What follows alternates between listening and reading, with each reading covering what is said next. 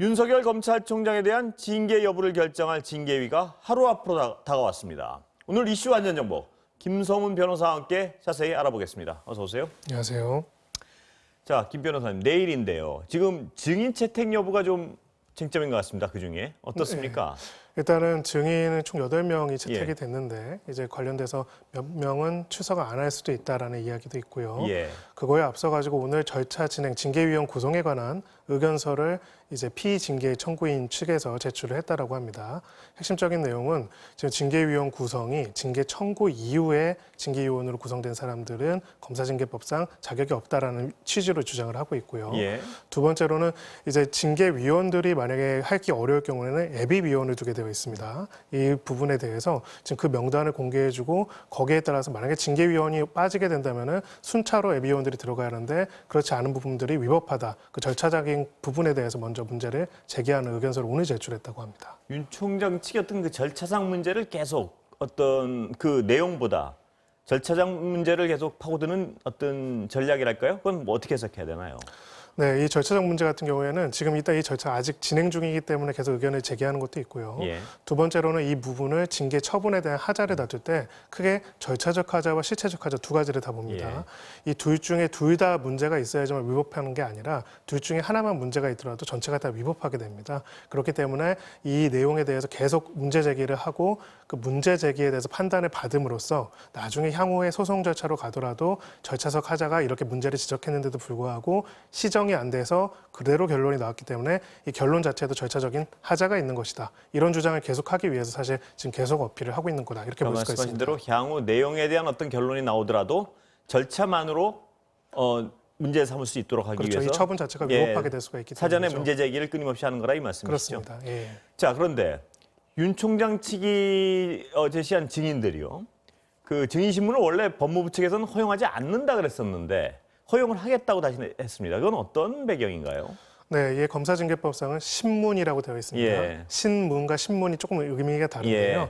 한마디로 미음 받침하고 미음 받침이요. 예, 한자도 좀 다르고요. 예. 원래 신문이라는 거는 그 판단하는 사람만 이제 질문을 하게 되어 있는 겁니다. 근데 신문이라는 거 원래는 우리 형사소송법에 나오 있는 것처럼 양쪽 당사자가 다 할 수 있는 거거든요. 여기에 대해서 처음에는 이제 받아들이지 않겠다. 이거는 신문이라고 되어 있기 때문에 안 받아들이겠다고 이야기를 했는데 또 이 검사징계법을 보면은 나머지 조항에 대해서는 형사소송법을 준용한다는 얘기가 되어 있고 증인에 대한 신청권도 부여하고 있다는 점에서는 법 쪽에서는 사실 신문권을 인정할 수도 있는 것이 아니냐 얘기가 됐고요. 오늘 이제 그 위원장을 맡은 정 교수님의 의견에 따르면은 뭐 여기에 대해서 법률적으로 이게 맞다 틀리다를 떠나가지고 지금 많은 증인들이 채택이 되어 있고 신문 과정도 굉장히 길 것으로 예정이 되기 때문에 이 과정에서 굳이 이 부분을 제한함으로써 얻을 실익은 별로 없다. 그렇게 해서 이것을 할 수 있게 허용하겠다는 거고요.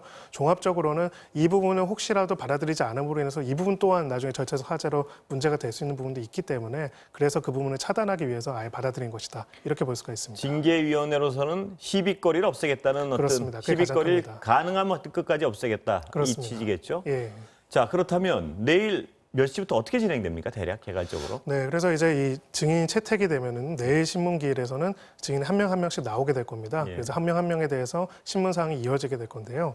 사실 이 정도로 복잡하고 중요한 사건 같은 경우에는 한 명의 증인당 수시간에 걸쳐서 신문이 이루어질 수도 있습니다. 예. 저희 같은 경우에도 그 좀 중요한 사건 같은 경우에는 증인 신문을 한 사람당 한 8시간, 10시간 하는 경우도 있기 때문에 그래서 지금 오늘 그 위원장 의 어떤 신문과 인터뷰한 내용에 보면은 증인 신문만 해서 내일 다 끝날 수 있을지 모르겠다라는 의견을 이야기를 했습니다. 그래서 아마 절차가 신문이 다 맞춰야지 그 결과를 토대로 해서 논의를 하고 혐의 유무를 결정을 하고 양정을 정하기 때문에 이것까지 다 하기에는 내일 다 끝내기 좀 어렵지 않을 것인가. 이것은 그 위원장 측에서 이제 인터뷰한 내용에서 일단 그렇게 밝힌 부분이 그렇다면 있습니다. 그 인터뷰 내용대로라면요. 네. 내일 결론이 안 나올 가능성이 좀 많다. 지금으로선 그렇게 볼 수 있는 건가요? 그럴 가능성이 좀 더 높습니다. 정말 그 8명이 다 나올지 지금 뭐 일부 보도의 내용에 따르면은 세 사람 정도는 안 나올 가능성이 예. 높다라고 하지만은 그 중에서 일부가 나오더라도 신문 사항이 굉장히 많을 거기 때문에 예. 그 내용들을 다 물어보고 논박한다면은 아마 하루 종일 해도 조금 부족하지 않을 것인가 그렇게 예상하고 있습니다.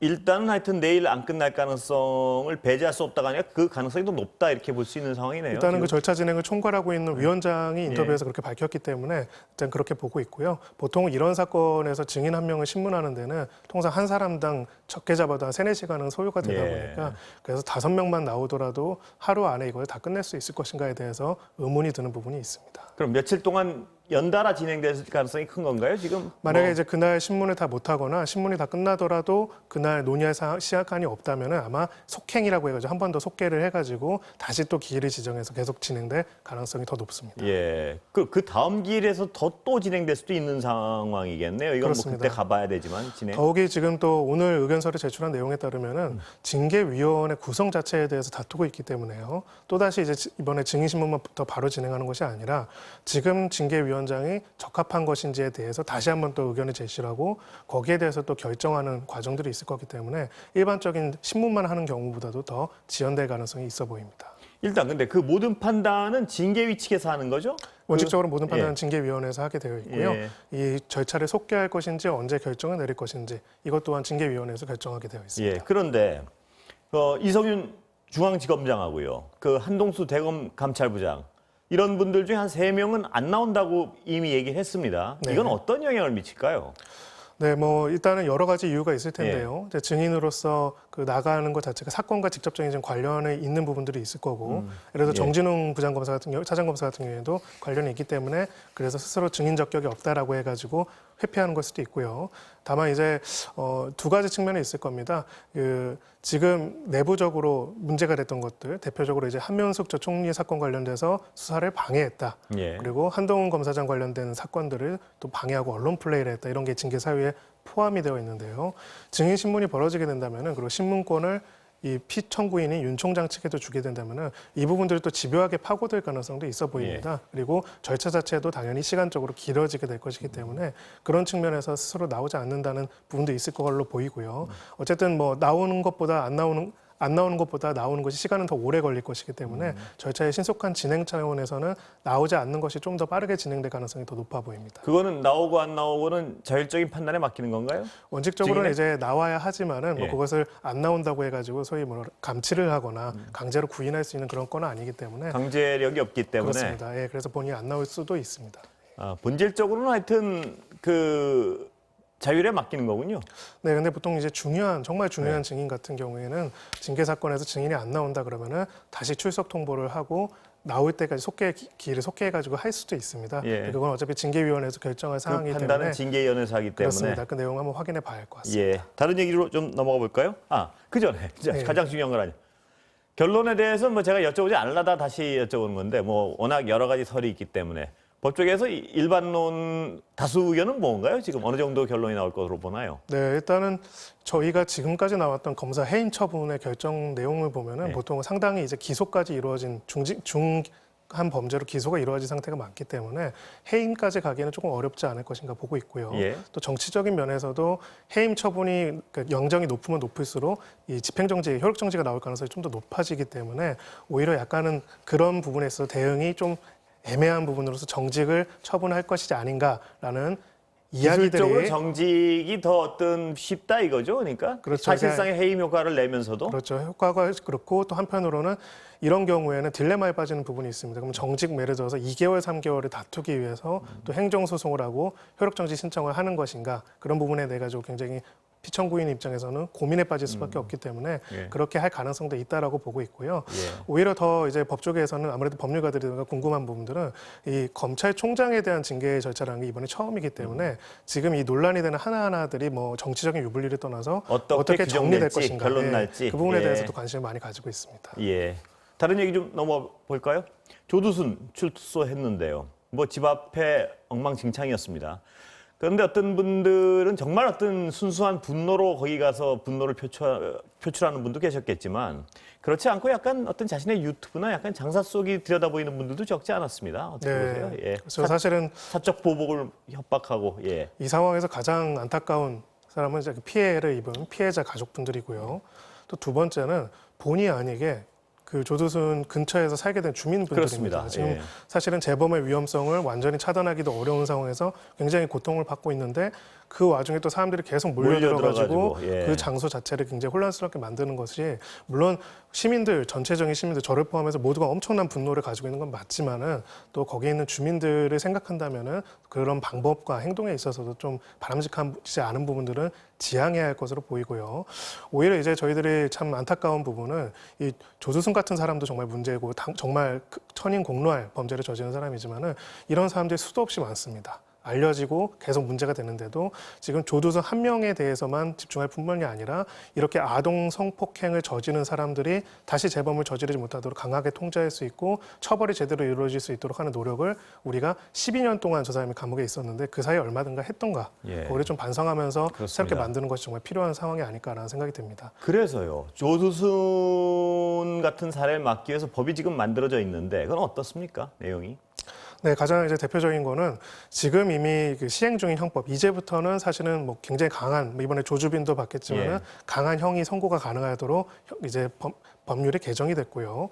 근데 문제는 이제 그 전에 범죄를 저지르고 수감했다가 나오는 사람들 같은 경우에는 지금은 원칙적으로 대책이 없는 상황입니다. 전자발찌는 했지만은 1년에 전자발찌를 차고 재범을 저지르는 범죄자들이 60명이 넘거든요. 예. 그렇기 때문에 이런 상황에서 충분하지 않기 때문에 일정 시간 동안 격리할 수 있는 보호격리라고 하는데요. 격리를 할 수 있는 법을 입법해서 발의하겠다라고 이야기를 되고 있습니다. 근데 그거는 소급 적용은 안 되는 거죠? 만들어지더라도 조두순한테 적용할 수는 없는 거죠. 네, 당연히. 그리고 예. 과거에 이런 법이 있었습니다. 근데 예. 이미 위헌 판결이 위헌 결정이 나와가지고 없어진 부분이 있다 보니까 이 내용 자체가 다시 오더라도 만들어지더라도 이중처벌이라는 문제가 발생할 수가 있고 여기에 대해서 설령 그것을 넘어서더라도 소급 적용이 어려울 수도 있기 때문에 사실 현실적으로는 참 그 시간만 되돌릴 수 있다면 좋겠지만은 지금으로서는 지금 법률상으로는 한계가 많이 있는 상황이고요.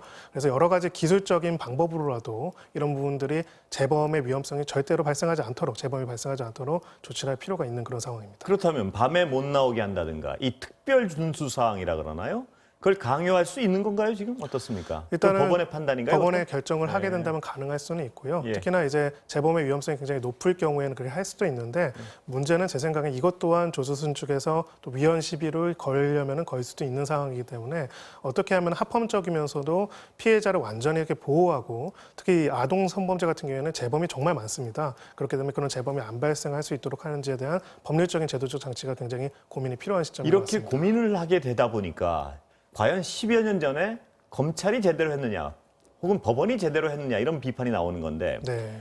검찰의 경우에 그때 이미 그 법이 만들어져 있었는데 법을 잘못 적용했다 이런 비판이 나오던데 그 부분은 뭡니까? 맞습니다. 예. 이게 소위 말해서 8살 아동에 대한 거라면은 13세 미만 아동에 대한 성범죄 같은 경우에는 성폭력 처벌에 관한 특례법에 적용해가지고 7년 이상의 징역, 무기징역이라는 훨씬 높은 형으로 적용해가지고 기소할 수 있었습니다. 예. 근데 기소를 강간상해라는 그보다 낮은 형으로 물론 이제 거기서도 무기징역이 가능하긴 하지만은 하면서 양형 기준 자체가 다르게 적용이 됐고요.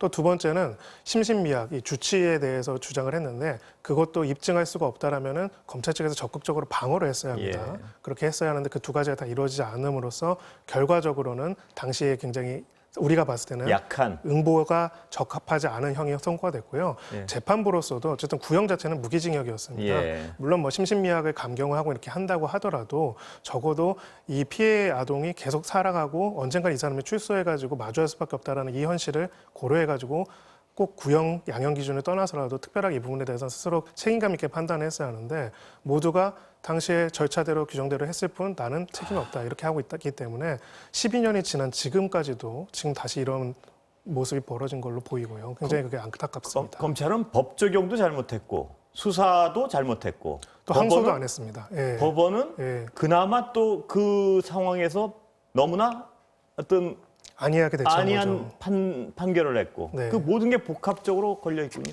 네, 그래서 정말 안타까운 게 당시 이 검사에 대해서는 징계 청구 감찰위원회가 열렸는데 주의 수준의 낮은 징계만 내려졌습니다. 그래서 사실은 제대로 해결이 되지는 못했고요.